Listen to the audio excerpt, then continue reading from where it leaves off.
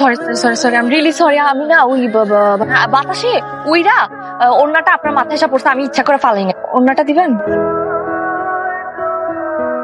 মাশাআল্লাহ। আগে গ্যালারি ছিল, এখন আমাদের ভার্সিটিতে একই ব্যাচমেট আমরা।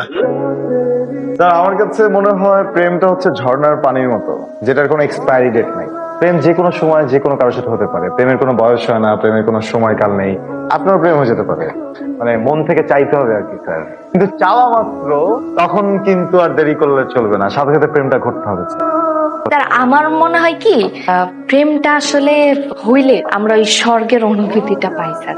এটা তো গড গিফটেড একটা ব্যাপার। প্রেমের মধ্যে তো স্যার ঝগড়াঝাটি মান অভিমান এগুলো তো থাকবোই। তানহা, হাই, একটা কথা ছিল তোমার সাথে। আপনার সাথে আমার কি কথা থাকতে পারে? ও বুঝতে পারছি আপনি কি কইতেছেন। আমার ফোন নাম্বার লাগবে, তাই তো? শিট, আমি ওই ছেলেই না, কোনো একটা কথা বলতাম। শোনেন, আপনি কেমন ছেলে সেটা জানা বিন্দু মাত্র ইচ্ছা আমার নাই। তো যা বলার তাড়াতাড়ি বলেন, আমি যাবো। আচ্ছা, আমি আসছি আপনার কাছে একটা হেল্পের জন্য। আপনি কোনো কিছু না বুঝে উল্টা পাল্টা কথা কেন বলতেছেন? এটা কিন্তু ঠিক না। হেল্প? কি হেল্প তা আবার আমার কাছে? কিছু না, আমি জায়গা। আল্লাহ বাঁচাইছে। ভার্সিটির মধ্যে র‍্যাগ দিতেছে। আরে র‍্যাগ দিচ্ছে না, তুই এদিকে আয়। আমি কয়টা টিউশনি করি, ওখান থেকে যা টাকা পাই তা দিয়ে সংসার চলে, প্লাস আমার পড়ালেখার খরচ চলে। ভাইয়া, আমার বাবা অনেক টাকা ঋণ নিয়ে বিদেশ গিয়েছিল, ওখানে লোকের পাল্লায় পড়ে অনেক টাকা ধরা খেয়েছিল। এখন মাথায় ঋণের অনেক বোঝা। তো এই অবস্থায় মনে হয় না আমার পড়াশোনাটা আগে হচ্ছে। কি ফালতু কথা বলছো? পড়াশোনা কেন হবে? আমরা আছি না। ভালো করে দেখ, র‍্যাগ দিচ্ছে না। তুই তো ওদের ভালো মতো চিনিসই না। ওর মতো ভালো ছেলে একটাও নাই ক্যাম্পাসে। ও সবাইকে হেল্প করে, এই জন্য সবাই ওর কাছে আসে। হেল্প করতেছে মানে? শোন, এই ক্যাম্পাসে অনেক গরিব ছেলে আছে যাদেরকে রাফসান হেল্প করে থাকে। সত্যি বল? হ্যাঁ। এখানে পরীক্ষার ফি আছে, সাথে কিছু এক্সট্রা টাকা আছে। পরীক্ষার ফিটা এখানে দিয়ে দিবা, আর এক্সট্রা যে টাকা এগুলো নিজেদের পকেটে রাখবা, ফালতু খরচ করবা। যখন প্রয়োজন হবে তখনই বের করবা। হ্যাঁ, যেন ভাগ করে নিও, টেনশনে কিছু নেই।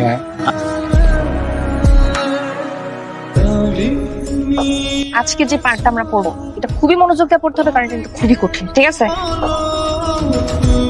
বলতেছি যেটা পড়বো সেটা খুবই কঠিন, মনোযোগ দিয়ে পড়তে হবে। আমার তো মন বসে না পড়ার টেবিলে। আমার ইচ্ছা করতেছে আমি আজকে একজনের দিকে সারাক্ষণ তাকায় থাকি, ওই একজনের হাত ধরে সারা রাস্তা হাঁটি। আমি একজনের কথা বলতেছি, উনি কিন্তু না। তো যাও, তোমার মানা করছে কে? তুমি চাইলে প্রক্সি দিতে পারো। না মানে ওই মেয়ে তো আমাকে পাত্তা দিচ্ছে না। ওই মেয়েটার নাম শুনবো না? শুনবো না। মেয়েটার নাম তানহা। তানহাকে আমি যখন যখন দেখি না, আমি কেন যেন হারাই যাই। কি করি কিছুই বুঝি না। কিছু কেমন যেন উল্টা পাল্টা হয়ে গিয়ে নিঃশ্বাস আটকাই যায়। তুমি একটা কথা বলবো?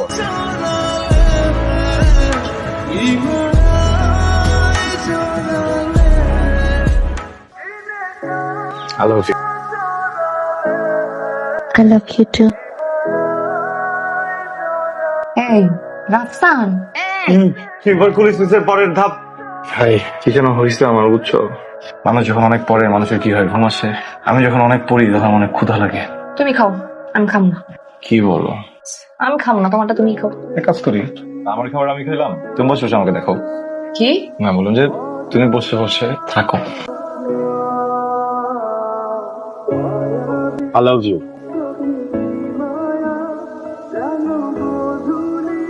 ও হাই, কি আছে তোমার?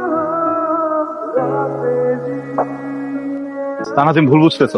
দোস্ত, মেয়ে মানুষ কখন যে কি বলে কি করে আসলে বোঝা বড় দায়, বুঝছিস?